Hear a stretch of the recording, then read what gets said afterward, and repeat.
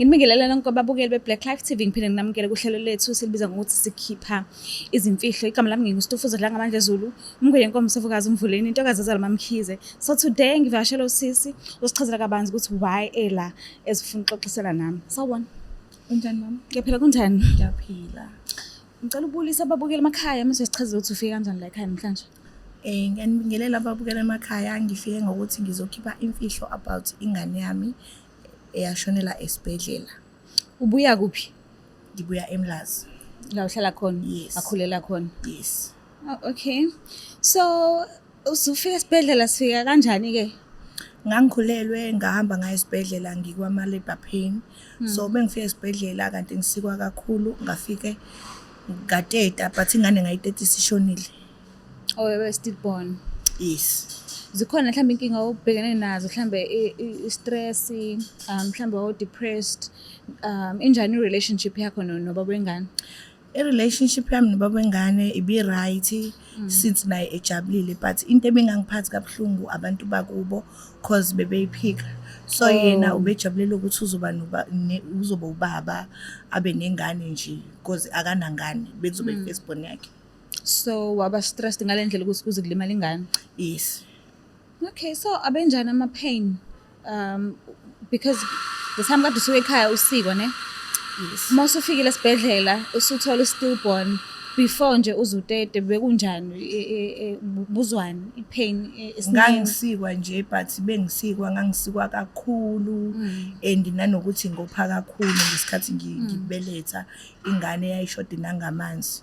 So yahamba yayolala kwi-ICU laphayana enganeni enesari almost iviki yaphila but after iviki yashona.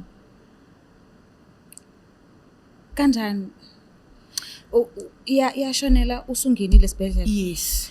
Yahamba nje yayolala enesari ila iphelele khona umoya yashonela khona kwinesari. So angikwazanga mina ukuthi ngitshele ubaba wayo ukuthi ingane isishonile and stuff ngoba ubesejabulile esethengile ngisho ezinye izinto beseyilibhayile esho ukuthi mase kukhona ingane akusenankinga usangaphuma ngisho kubo sambe sizofunela ingane indawo eright nje ezothenga nezinto nje eright ingane izoba neroom yayo endlini. Washo ukuthi ingane ayibanga stillborn, wayibeletha isaphila yayohlala enesari? Yes. Oh, shuthi wazala umntwana ephila. Ngifuna sicacisele stillborn wayencikizela. Oh, okay. Yes. So ke mase khona kumntwana seniyashutha ithombe sekhona leyo njabulo, ubaba wengane uyafika ezoyibheka? Wafika after ngitetile. Wafika after ngitetile watshengisa ukuthi ingane isenesari. So ukuthi ingane isenesari bamqokisa lezi zinto zakhona ukuthi akwazi ukuyobona ingane yakhe. Wayejabulile at the same time futhi worried. Because wayebuka ukuthi isimo sinjani kuyona. Yes. So ke ingane sithula kanjani ke manje? Ingane yathula enesari kwakuyisebusuku. Because ngikhumbula kahle onesi bafike intatha bezongitshela ukuthi ingane yami isithuli. But owafika okuyena yena unesi wafika wathi ingane yakhe isithuli but angikhululeke ngoba kunomunye ugeli ofuna ukushiya ingane esibhedlela. Wakusukela? No, ngambuza ukuthi since ingane yami isishonile angikwazi phela ukuthi angitshele ukuthi ingane yami ishonile because ubaba wayo angafika noma inini lana and usejabulile ukuthi uzoba ubaba. Wabese wanginika leyo idea ukuthi hayi kukhona ingane ephilayo yomunye usisi othe akayidinga ingane ufuna ukuphisana ngayo angayishiya ngisho esibhedlela. So ngabese ngeza necebo ukuthi how about ukuthi anginike leyo ngane yena mase ekwazi ukubona ukuthi le enye uyinika yena usisi yini.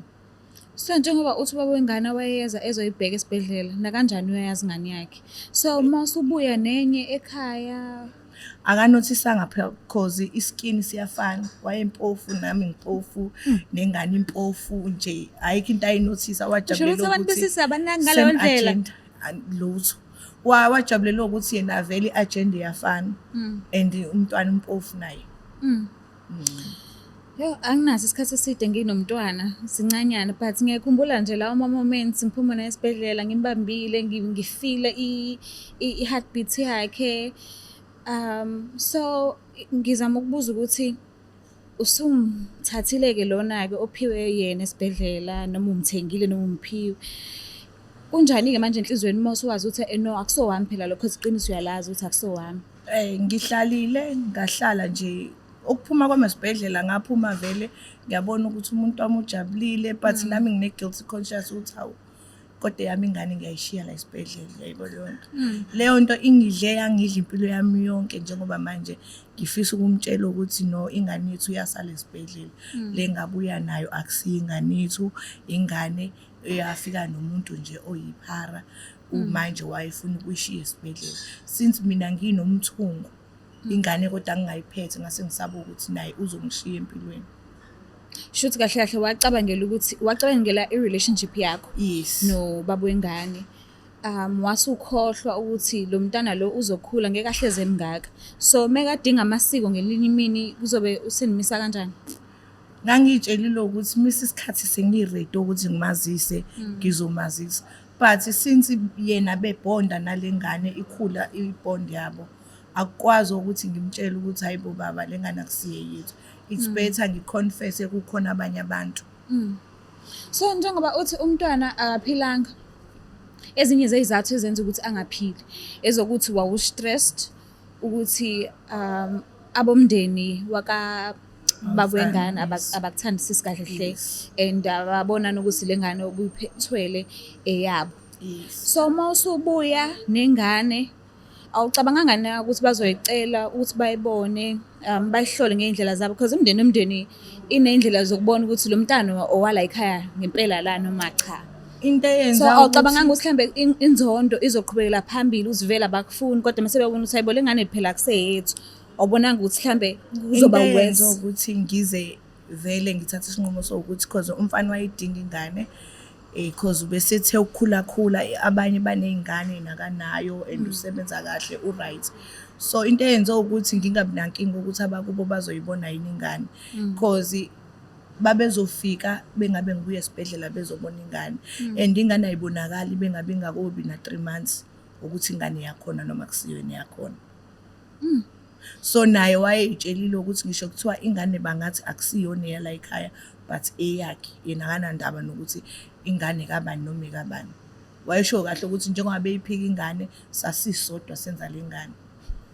Bona abazilutho yazi imndeni ayifani njengoba uchaza njengamanje ukuthi wawuyomtshela masu ready ukuthi lo mntana lo akusowakhe. Amakhaya wafana khona imndeni abayenza isiko umntwana esemncane efika nje ekhaya uthola ukuthi bamnquma ucicane njengabaka sibanibani sibonge bengafuni umention but it's fine. So what if khona usiko lokuthi umntwana afakwe esibayeni esamncane ebuya nje esibhedlela aphinda ashone futhi azoshonela lana ke magcekena wrong bekuse angisho ukuthi into bezoyenzeka so but njengoba ngisho emakhaya awafani kunamasiko angafani emakhaya ahlukahlukene since singamaZulu senze izinto ezihlukene. So what if kwenzeka into eyinkinga ezokulandela futhi impilo yakho yonke okufanele uhlezi uyilungisa umntwana esakhula? Angithi ukuze kuthiwa ingane bengabe uyizalele ungekho emshadweni since a boyfriend yami asikakushadi. So which means lo ngane isabhilonga komalume. Mengalokho ngiyenza komalume. Lonto.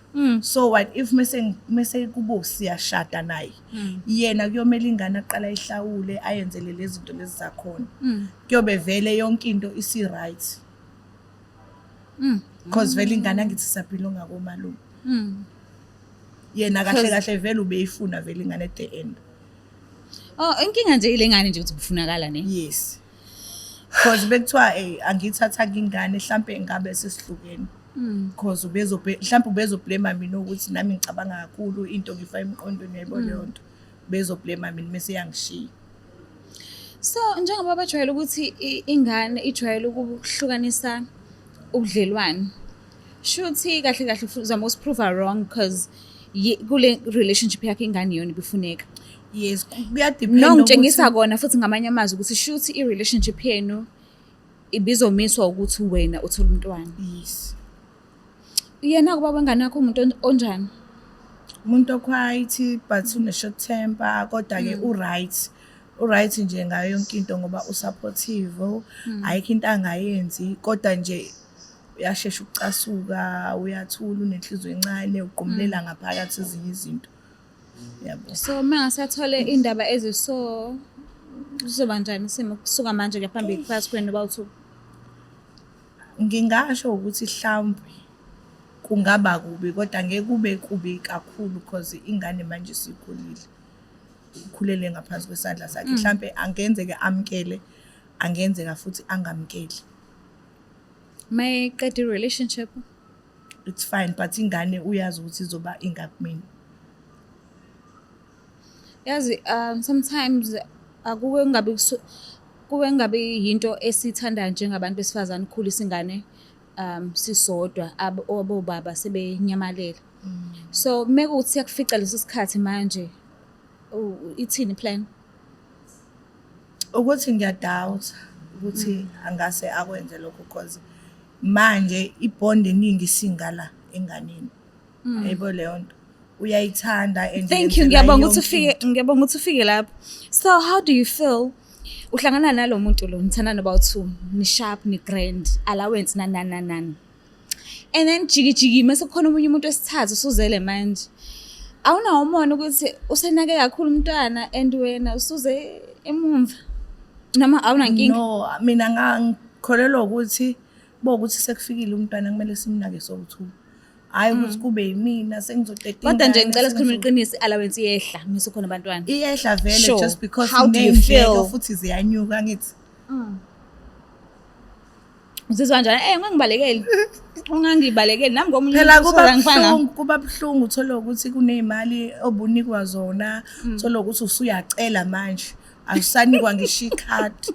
Usuyacelwa usuthi baba ngicela ungiphe imali engango-200 akubuza uzoyenzani. Hawu, kufanele uchaze manje. Kanti ekuqaleni ubengakubuza ubezathi hayi thatha nayo ikhadi yothenga into oshoda ngayo.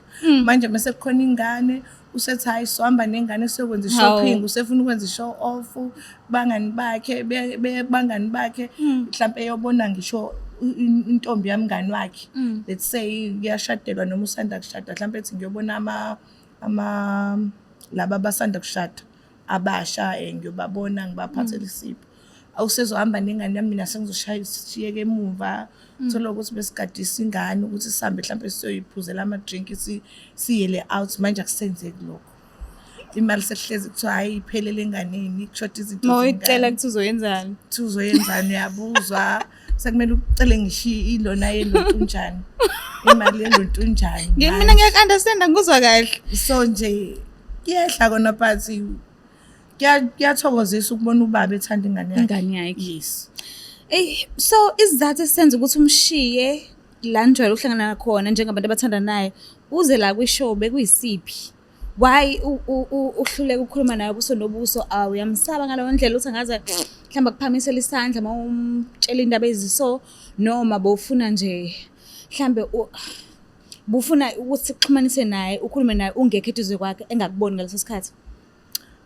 Kungcono ngimtshele engangiboni because bengimtshela phambi kwakhe naye nengane la eceleni and isikhulile ingane. Uzothi mhlawumbe bengimtshela aphakamisa umoya ithuka ingane. Kwenye inkathi ethi mhlawumbe uyangidrepa ngesandla uyangixavuna mhlawumbe ufuna ungishaya and stuff. Na ingane la ingane siyahlukumezeka yibo lonto. Ibe nalesithombo sokuthi ubaba ubeshaya umana noma befuna ushaya uma. Engenayo understanding ukuthi ubaba ukuzashaya uma kusukephi kwayaphi. Asike simthinte simuze ukuthi uzothini Nkosi yami. Yazi ngiyazwelana naye.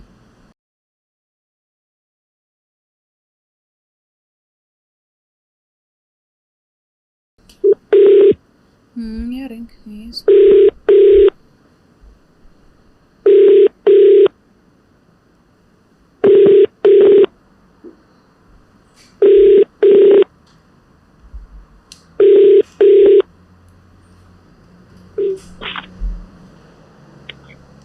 Hello?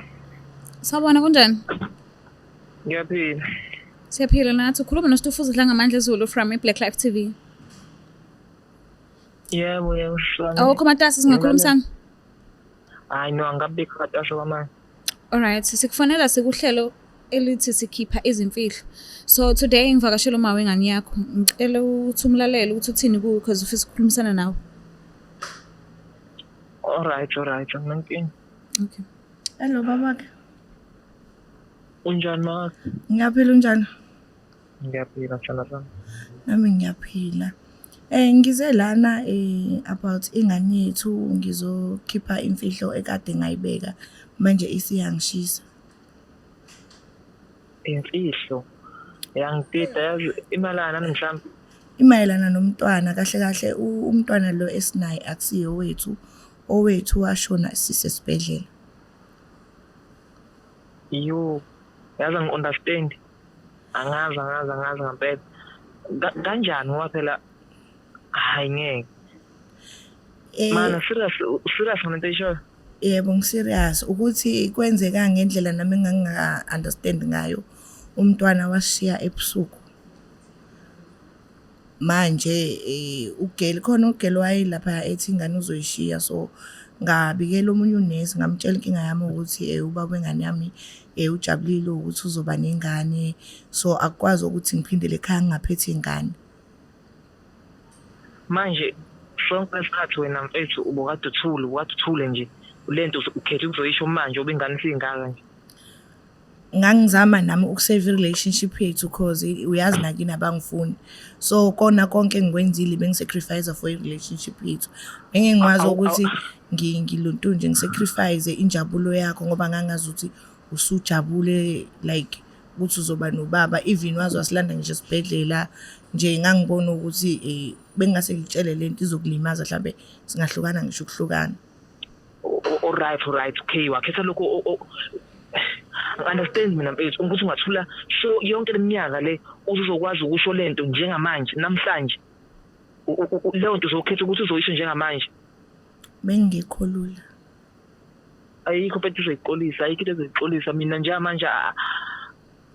Yabona eish. Ubonile usukulama ngifuna ungasho. Ngiyaxolisa ukuthi uthola kanje but bengizoyikhipha lento kuze kube yinini. Mhlawumbe ngize ngishona noma kuze kube njani. Manje okay ngiyakuzwa uyaxolisa kathi uyaxolisa. Njengoba uxolisa mina lokho kuzoshintsha ukuthi leyangane kube ngeyami. Mina kuzo zonke izinto esinzenzeleza abona nje bese ngiphambanisana ngekhanda ngifuna uqamanga. Ngicela phela uzama ukunderstand nami angithi nawe kini awazi nokuthi ingane yashoniswa yini. Awukakongizwa futhi ukuthi ngichaze ngithini. So bengitshela ukuthi njengoba ngize lana ngizokwazi ukuchazela mhlawumbe uzokwazi ukungiunderstand. Awukakongibuza futhi ukuthi ingane kwenzekalani kuyona because wawifica iphila at the same time. Awukazi futhi ufuna ukwazi. Wena ujabulile nje ujabulisa ukuthi unengane uzoba ubaba and some stuff. Wasukhetha wena ukuthi uzokusho namhlanje lokho. Kuyo yonke nje leminyaka uzothula uyalazi iqiniso. Ubungeke ukhethe mina ubuzokhetha abantu bakini nezinhlamba zakubo because ingane yami ihambe njena nje bengine depression yokuthi kina bangifuni bathi akusiye yakhe ingane bakhuluma uyakwazi nawe ukuthi idlule into enenjani. Alright ake ngibuze mina ke wena ake ngilento ngiyise ngibhekise ngakuwo wena ubuzokwenza njani uqonde nesimo sikanje. Phela ngoba manje sengiyaxolisa and ngiready ukulungisa izinto. Ayikho uzoyixolisa mfethu. Ukulungisa izinto nawe ube right but ake ukwazi phela ukuthi kufanele siqhubeke sikhulisa ingane yethu. Ayikho mfethu ezoyixolisa mfethu mina njengamanje angathi mangisuka la ngithi ngiyekhaya ngiyenganeni ngizofila kanjani phezulu kwalento usanda kungitshela wona njengamanje. Phela kusayi yakhe ingane ngithi nasekuqaleni nojabule uzokhumbula ukuthi ngesikhathi uphume esibhedlela ujabule kangakanani. Yazi wena mfethu lento kuwena ilula nje kuwena mfethu ilula angazi ngathini ilula nje kuwena. Awuyithatha wena njengalendlela mina engicabanga ngayo. Ayikho lula njengoba ngikutshela mina ngenzele ukuthi khona ngizokwazi phela ukwenzela umntanami lo owashiya because manje lento iyangidla emphefumulweni. Wena ngoba ungabona ukuthi iyangidla leyo nto ngoba sengihlezi nginamamude ngihlezi nje nginenkinga ngihlezi ngidiniwe ngaso sonke isikhathi. Alright manaki wena ke lento bungakwazi mhlawumbe ukuthi ungitshene ekhaya kunokuthi ungitshene njengoba ungitshena nje kulelo hlelo ongitshena kulona nje manje.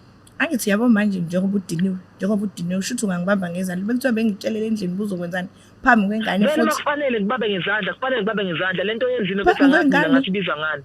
Yabona ukuthi nami bengiyiprotector mina ngiprotector nomntana.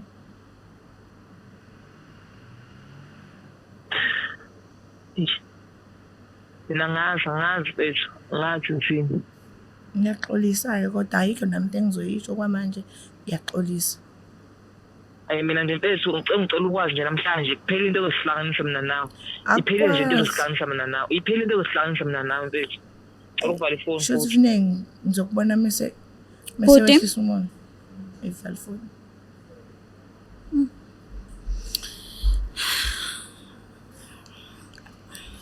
So uzizwa kanjani ke? Usukhulumile naye? And uvela wavala ifoni nje jiki. Hayi ngethemba ukuthi usazoba right. Usakwatile kwamanje usathukile ngobuthukile. usazoba right nje.